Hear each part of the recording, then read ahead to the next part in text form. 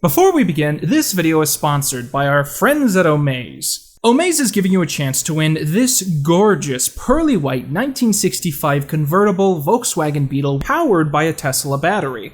This is a gorgeous car. I mean, my god, it's really the dream vehicle brought to life in a new age. The fact that I can't just casually get my hand on one of these is upsetting. And if you donate just $10, you are entered for a chance to win this very special little car. And on top of that, taxes and shipping on this item are included if you win. All you have to do for a chance to win is go to omaze.com/Quinton. That's OMAZE.com/QUINTON. With that, it's time we begin.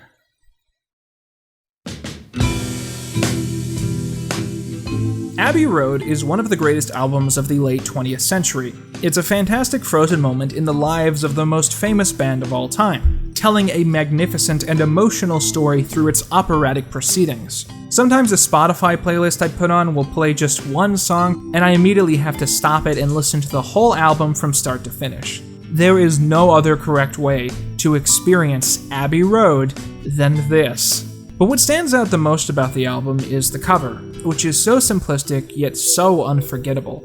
Every part seems perfectly in place, as if changing one thing would be defacing a piece of priceless art, planned as carefully as if it had been painted by hand. What's funny is that the cover was forged entirely by accident. We actually have several of the other photos taken that day, and what we see in that roll is the four Beatles continuously crossing the road in snapshots that feel totally wrong and absolutely not worthy of an album cover, until finally, the perfect image appears totally out of the blue. But at the time, no one really knew this. For many decades, Beatle fans around the world saw this image as if it were an artifact from the Da Vinci Code. It needed to be analyzed and understood. Clues needed to be discovered and broken down to uncover what it was really all meant to mean. And those fans that searched for meaning found something that would shock the world.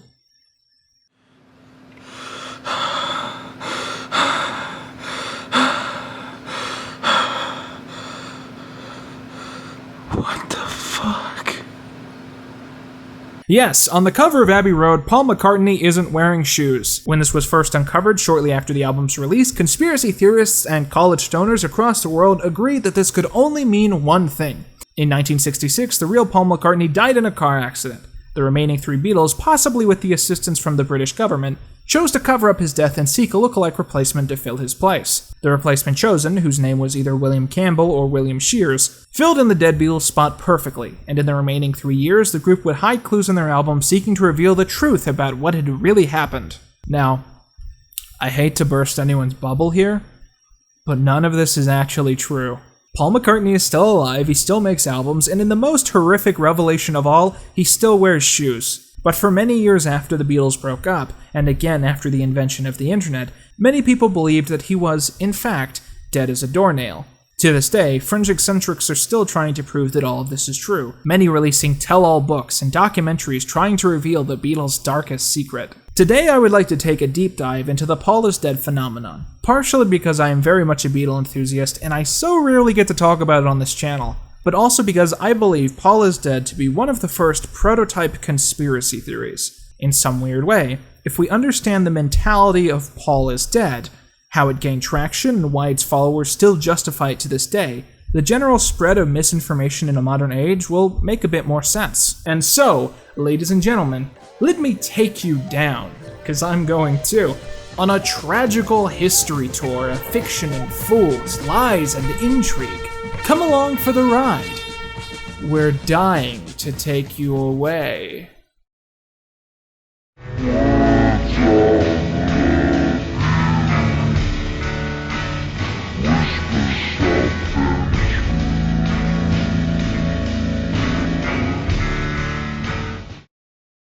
As we've established, in the early 1970s, Beatle fans across the world began to study the imagery of Beatle content, looking for deeper meaning and understanding of the creator's intentions. And very quickly, one strange element started to materialize across most of the final albums: a strange separation between Paul and the rest of the band. On the cover of Abbey Road, not only is Paul not wearing shoes, but he's also out of step with the rest of the group. In the Magical Mystery Tour, all of the Beatles are illustrated wearing red carnations, except for Paul, who's wearing one that is black. And most infamously, on the back cover of Sgt. Pepper's Lonely Hearts Club Band, Paul has his back turned to the camera, as if he is hiding something. And let's talk more about that album for a quick second. Once again, this is among the most iconic album art of all time. And once again, its intense detail leads one to believe that there is something hidden behind all of the images. The sea of faces looking over the scene, the garden of flowers almost acting as a memorial, and the mix of the band's past and present both being at the scene. But the greatest discovery of all came when someone decided to hold a mirror up to just below the three main members of the band, revealing what seems to be a secret message. 119. He die, with an arrow pointing directly to Paul. Oh shit, buddy, I gotta dig a little deeper. 119 is interpreted to be the date of death, aka 11/9, the 9th of November. On the back cover, George glares down to the reader and points his finger knowingly to a specific lyric. Wednesday morning at 5 o'clock as the day begins. And it just happens that November the 9th, 1966, was a Wednesday, meaning that this is Paul's tombstone, and 5 o'clock was the moment he died. After this, the story really started to fall into place. On the early hours of Wednesday, November the 9th, 1966, Paul McCartney and Ringo Starr got into a vicious fight, which ended with McCartney storming out of the studio and driving off in his Austin Healey. On his way, he met a young woman named Rita, who needed a ride home, and found himself happy to oblige. As it's been said, they nearly made it. In a song some years later, John recounted exactly what happened that night. He blew his mind out in a car. He didn't notice that the lights had changed. A crowd of people stood and stared. They'd seen his face before. No one was really sure if he was from the house of Paul. The lyric is actually Lords, but if you have bad headphones, it sounds like Paul.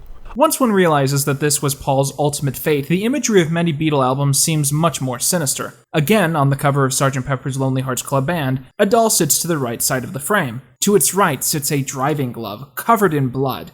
And on its knee, in a detail so small that you could miss it every time you looked, a small toy car sits. The inside of the car is red, painted with blood. Hyper-realistic blood. Meanwhile, on the compilation album A Collection of Beatle Oldies, which canonically would have been the first album made after Paul's death, a mysterious unidentified Beatle lays across a collage of several landscapes. At the top of the cover, a car drives on a long and winding road, heading directly for Paul's head. After the fight, Ringo had sat anxiously waiting for Paul to return, only to ultimately learn of his true fate shortly thereafter. I listen for your footsteps coming up the drive. Listen for your footsteps, but they don't arrive. I'm sorry that I doubted you. I was so unfair. You were in a car crash, and you lost your hair. After Paul's sudden death, his band members were horrified by their loss, and John himself was given the task of burying the body on a hill at Liverpool's abandoned Strawberry Fields Cemetery. They were sworn to secrecy, as the government assisted them in replacing Paul with a near lookalike who began the difficult task of finding acceptance in the group. But despite this, John couldn't help but plant clues hinting to the truth of what happened that night in November 1966. When listening to the end of the song I'm So Tired, one can hear what seems to be John muttering utter gibberish. But when playing the album in reverse, the song Strawberry Fields features at its end a reprise which is sort of random and serves no real purpose, unless one stops to listen for John's voice, which is clearly an admission of guilt. But the most famous out of all the clues can be found by playing the infamous number 9 in reverse, changing the start of the song to a cryptic end.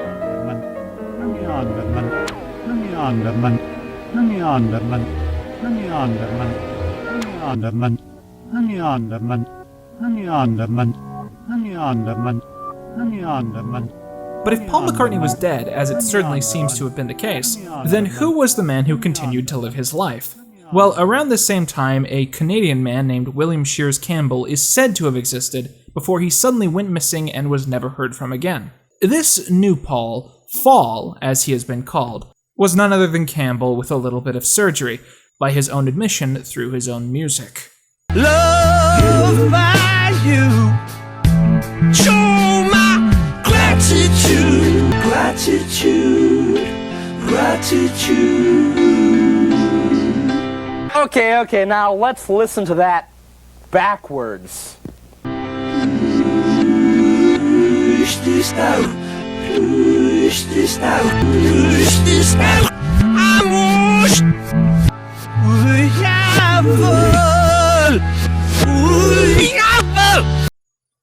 This is the only known photograph of William Campbell before his plastic surgery, a series of operations he undertook to look more like the real Paul McCartney. But it wouldn't be entirely successful, as many have pointed out over the years. Paul and Fall just don't look alike. They have different ears, they seem to be different heights, and many say that Paul's actual eye color changed from brown to green. John in particular did not get along very well with the new fake Paul, and introduced to two of his albums the character of the Walrus, a reference to a Lewis Carroll character most known for being an imposter. John made it explicitly clear in Glass Onion who he intended the Walrus to be. I told you about the Walrus and me, man. You know we're as close as can be, man. Well, here's another clue for you all. The Walrus was Paul. Each album cover at this point represents some aspect of the hidden story. Abbey Road is a funeral procession. John is dressed in white as he is the priest. Ringo is the undertaker, ready to prepare the body for burial.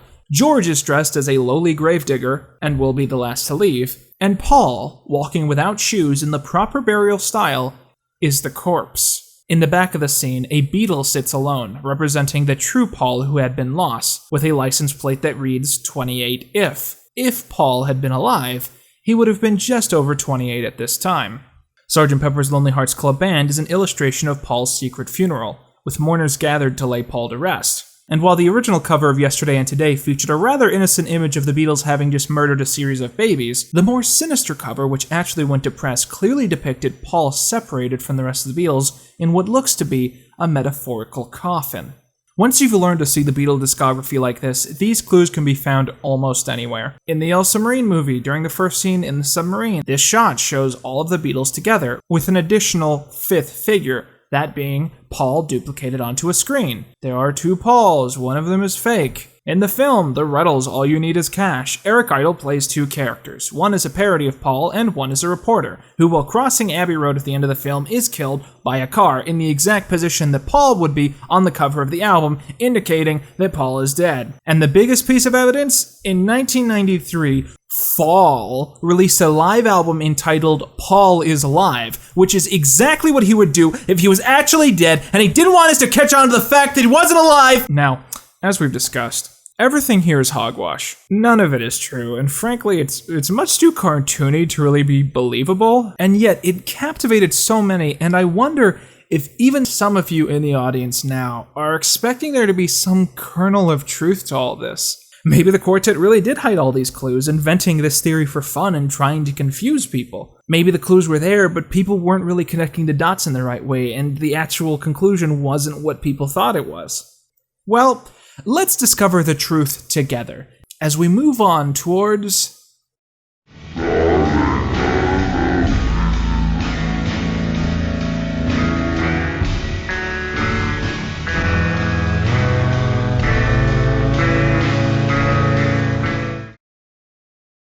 this video is going to be really awkward when Paul McCartney dies for real. At this point, it might seem a little bizarre that I've chosen this topic for a full essay, when it seems like something totally innocuous and absolutely innocent. Some people in the 70s thought that Paul McCartney had been replaced by a lookalike.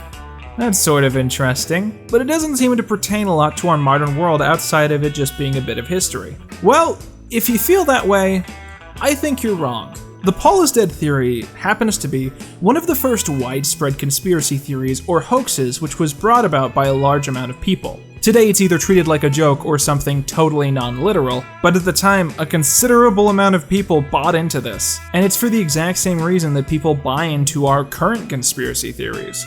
Paul is dead is basically harmless, but by understanding it fully, we can also uproot misinformation in general, and why it can be so unbelievably unstoppable. One of my favorite books of all time is called Abominable Science, which is a sociological and scientific study of something which is not that scientific, that being cryptozoology. Now, for those who don't know, while zoology is the study of animals which exist and there is substantial evidence of, cryptozoology is the study of animals for which there is basically no extraordinary evidence of, but people still believe in for one reason or another. For instance, Bigfoot, Nessie, Mothman, and so on and so forth. Mythical beings who have been known in the general culture for over 50 years, yet we have no evidence of. No corpses, no shed fur, no scat, or really anything of substantial value. Just blurry photos and first-hand accounts that have no consistency from one person to the next. People in the cryptozoological community have long lamented that scientists and regular zoologists have refused to take them or their evidence seriously. But what's actually at play is a difference of approach between these two groups. Zoologists gather evidence, they find proof, and then they come to conclusions.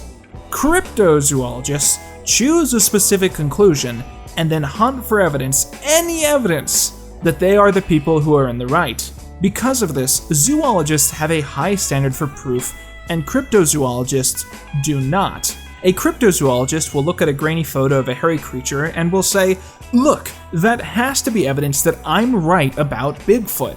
And a zoologist will then say, "I'm pretty sure that's famous YouTuber Quinton reviews." This is a constant across most hoaxes, conspiracy theories, and general non-truths. There's a YouTuber named Innuendo Studios who has a series called Why Are You So Angry?, which is dedicated to analyzing the mentality of online hate mobs. And in said series, he uses the metaphor of a table. A table, he argues, needs to be based on a foundation in order to be sturdy. It needs legs to support it. It needs legs to be defined as a table. Sometimes it turns out that this intellectual foundation is false, that these legs aren't actually there at all. But when people are emotionally invested in believing in a narrative, in being able to say that this is a table and not just a plank of baseless nothing, they construct downward, inventing unsubstantiated support for their theory, which will always be there because they will it to be. It doesn't matter if these arguments are contradictory, because they're interchangeable. Disprove one and it'll be swapped with another. This is how a conspiracy theory works, a theory supported by theories, where the value of a theory is not does it hold up to scrutiny, but does it lead to the pre-chosen conclusion. One example I always fall back to is the grassy knoll JFK assassination theory. People have long theorized that Lee Harvey Oswald couldn't have acted alone, based almost entirely on misunderstood pseudoscience, and many have thus interjected that there must have been another shooter somewhere else.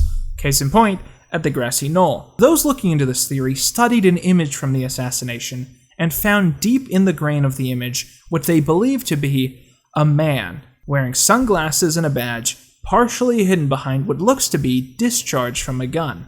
This is not actually in the photo. It's just noise and grain and random shapes caused by gaps between tree branches in a low-quality copy of low-quality film. This badge man has never been documented in any other photos or film from the same time, and studies at the actual knoll have found that in order for this photo to be real, he would have to be about 2 feet tall.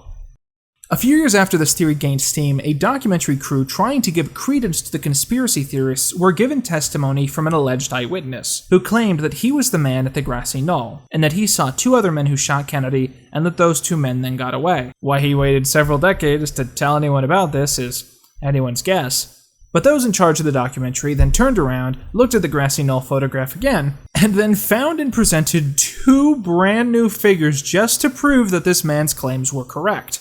This appears to be a person in a hard hat and a white t-shirt. The lighting on him is entirely consistent with the lighting on Badgeman. In other words, there's a highlight on the construction helmet. When someone was expected to be at the grassy knoll, believers found that person. But the moment that there were supposed to be 3 people at the grassy knoll, they found those extra 2 people sitting to the side. They were told a supposed fact. They became invested in it being true, and then they looked for any evidence, regardless of merit, which would prove their investment worthwhile. Now, up to this point, most of the theories we've talked about have been rather frivolous and fun, covering topics like if famous rock stars were replaced by the British government, or if the moon landing happened and crap like that. But The modern conspiracy tall tale, which we know to exist as a phenomenon today, can be a lot more malicious and furthermore dangerous. At this point, I am briefly going to talk about mass shootings as well as 9/11 conspiracies. If either of those things are personal triggers for you, I suggest moving the video forward to this time code. I want to apologize, it's just that when talking about conspiracies, these things just naturally happen to come up. Are we good? Okay.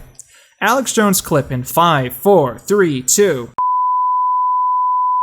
They have staged events before, but then you learn the school had been closed and reopened, and you got video of the kids going in circles in and out of the building, and they don't call the rescue choppers for 2 hours, and then they tear the building down and seal it, and they get caught using blue screens, and a email by Bloomberg comes out in a lawsuit where he's telling his people, get ready in the next 24 hours to capitalize on a shooting.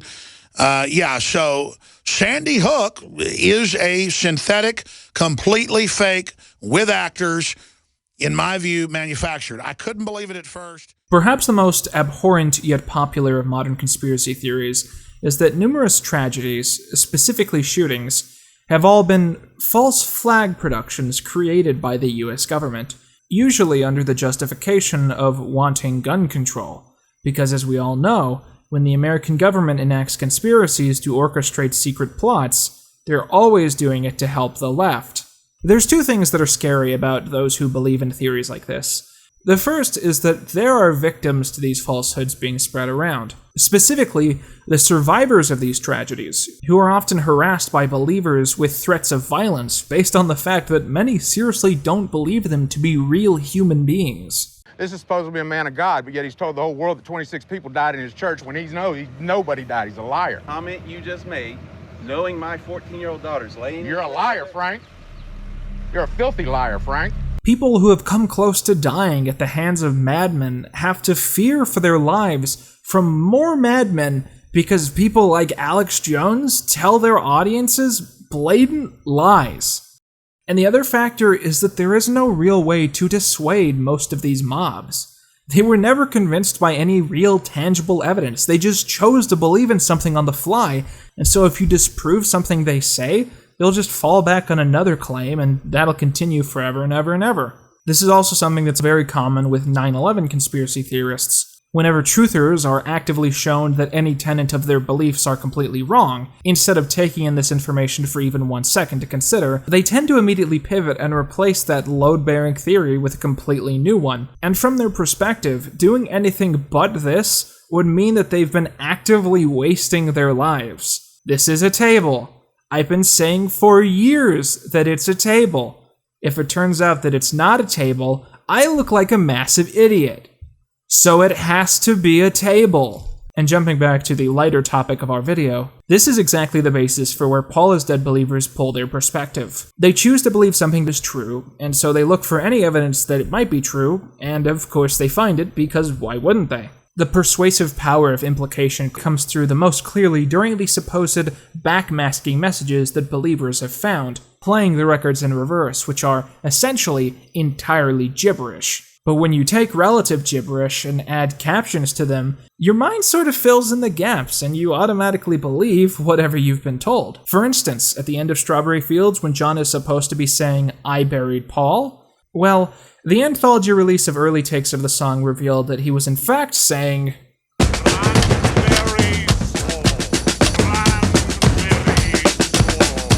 That's right, he wasn't saying, "I buried Paul," he was saying, "Sing it with me now."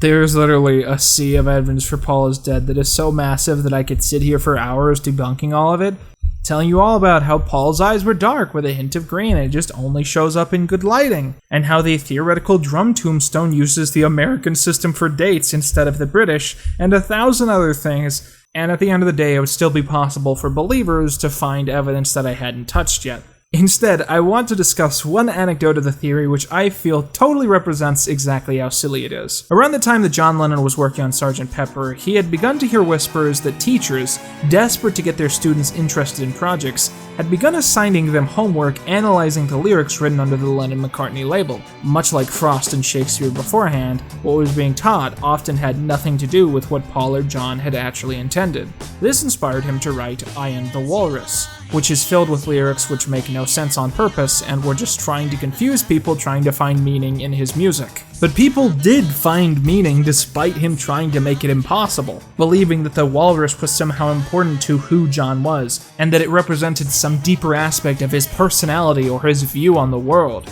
And so, John wrote Glass Onion, a song entirely dedicated to referencing old songs in a way which makes absolutely no sense. And that's where we get our famous line, "The walrus was Paul." Again, none of this makes any sense, and it's not intended to. These two songs were intended to be the ultimate misdirection made entirely out of spite, and it worked so well that people were somehow convinced that the Beatles covered up a man's death. In fact, John was the only Beatle who seemed to think that the legend was all that amusing, and he went out of his way to reference it in his own music when he made a diss track about the real Paul in 1971. Just so we're all on the same page, if Paul McCartney was replaced, and this fall figure is a completely different man, he still made the best music the band ever did.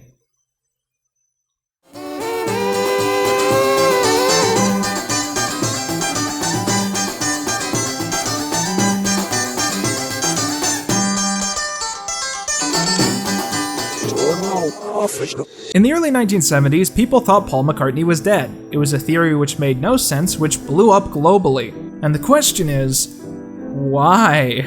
I have a theory. 1970 was a rough year for music fans. The Beatles were officially over. And to many, this was a breakup that they would never rebound from. Paul McCartney fell into a deep depression and became extremely secluded, living on his family's farm and barely doing public appearances. And generally all of the Beatles felt very distant. Eventually, they all became quite friendly and flirted with the idea of eventually making music again, but that all changed when John was murdered in late 1980. John left a few unfinished demos sitting around, which he mysteriously addressed to Paul, and years later the three remaining members finished some of those songs. But with that romanticism aside, after 1969, the Beatles were dead. And more than anything else, Paul is Dead gave grieving fans the chance to enjoy songs from a whole new perspective. Oh, you thought Revolution 9 was trippy forwards? Wait till you hear it backwards. Now it's an experimental piece of erotic mourning as John Lennon admits his sexual infatuation with his dead best friend. Oh, turn me on, dead man, turn me on. No, actually, we're just good friends. And while the presence of people who unironically believed in the theory is absolutely worth analyzing, I think Paul is Dead is mostly just a spooky urban legend that people like because it allows them to look at classical pieces of music in a whole new light. But at the same time, I hope this video to some extent has made you question how you consume information, and under what context you come to understand what is true and what is false. So often we let lies become truths entirely because of how we perceive them, and also because what we believe doesn't really tend to affect us most of the time. A wise writer once mused, "Living is easy with eyes closed, misunderstanding all you see. Live with your eyes open. Question all that is worth questioning." But I know something you definitely don't need to question, the incredible value at omaze.com/Quinton. I'm so incredibly excited to do this plug. I already loved the website itself, but when I then gave them the prompt and they then immediately turned around and gave me something this cool and this relevant and something that you guys would love this much, I was so impressed and blown away. I'm of course talking about the fact that if you go to omaze.com/Quinton, you can enter to win a brand new Beatle of your own. As slick and cool as a car can come. With a new custom red interior, a restored black canvas roof, powered by a Tesla battery pack, and with a newly rebuilt transmission. And you can enter for a chance to win this sexy thing for only $10. Omaze helps charities raise money and awareness through one-of-a-kind experiences and giveaways. And so not only will every donation supporter have a chance to win, but you'll also be helping the Planetary Society, a great cause that empowers the world's citizens to advance science and exploration into a new age of innovation. You're helping the future, and you're giving yourself a shot at winning one of the coolest cars ever made. How could you possibly ask for a better deal? So go to amaze.com/Quinton to enter now. That's omaze.com/QUINTON. With that, I've been Quinton Reviews, as far as you know. And that's all you need.